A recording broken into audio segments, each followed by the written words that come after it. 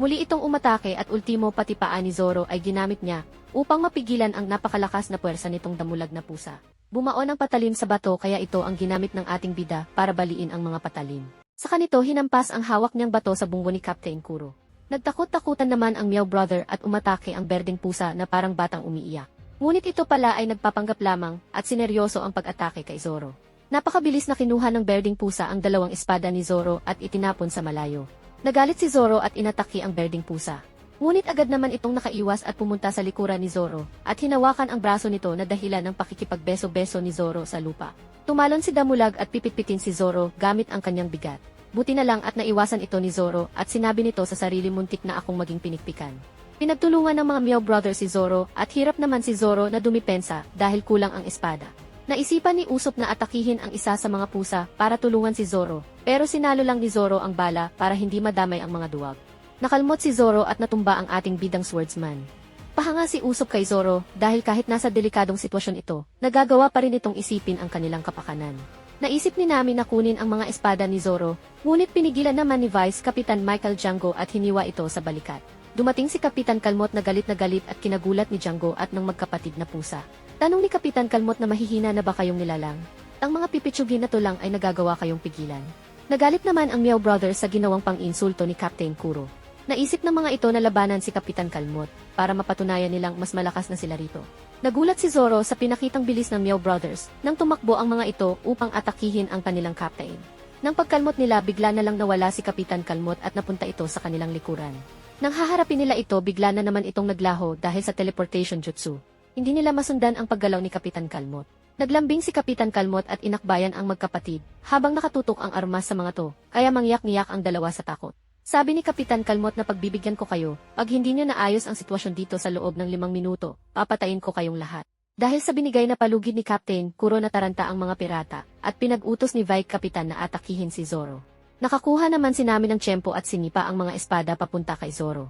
Sumugod ang Meow Brothers kay Zoro at saktong nasapo ni Zoro ang kanyang mga espada at kanyang binigyan ng Ultimate Super Slash ang magkapatid na agarang nagpatumba sa mga ito.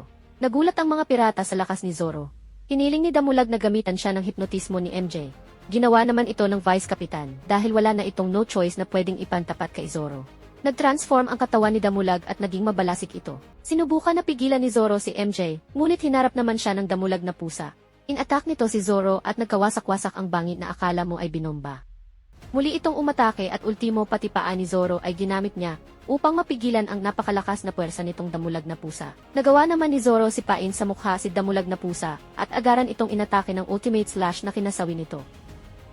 Inutusan ni Luffy si Usopp na sundan sila kahya at siya na ang bahala kay Kapitan Kalmot. Sinikap ni Usopp na tumayo at lumakad pero natumba lang ito, kaya binuhat na lang siya ni Zoro. Sinubukan pigilan ni Commander Kalmot si Zoro, ngunit inumpisahan ng atakihin ni Luffy si Kapitan Kalmot. Tuloy sa pag-atake si Luffy, ngunit napakabilis gumalaw ni Kapitan Kalmot, kaya hindi niya ito matamaan hanggang sa nagawa itong mahawakan ng ating bida, pero na-counter siya ni Captain Kuro at nabaliktad. Mabilis na nakarecover si Luffy at muling sumipa ngunit naiwasan. Kaya agad niya ginamit ang gagang pistol, pero ginawa itong tulay ni Kapitan Kalmot at saka siya nasipa na nagpahalik sa ating bida sa lupa. Inatake nito si Luffy ng kanyang pangkalmot, pero kumuha si Luffy ng isang bato at pinangsalag sa atake. Bumaon ang patalim sa bato kaya ito ang ginamit ng ating bida para baliin ang mga patalim. Sa kanito hinampas ang hawak niyang bato sa bunggo ni Captain Kuro. Bumangon si Boy Labo at nagbanta na papatayin niya lahat ng naroon. Dahil sa umpisa pa lang wala na siyang planong buhayin ang sino man na nakakikilala sa kanya. Bigla itong nawala pero nahulaan ni Luffy kung nasaan ito. Biglang inindayob ni Luffy ang kanyang braso sa kanyang likuran at tumama ang kanyang kamao sa face ni Kapitan Kalmot na kinatalsik nito.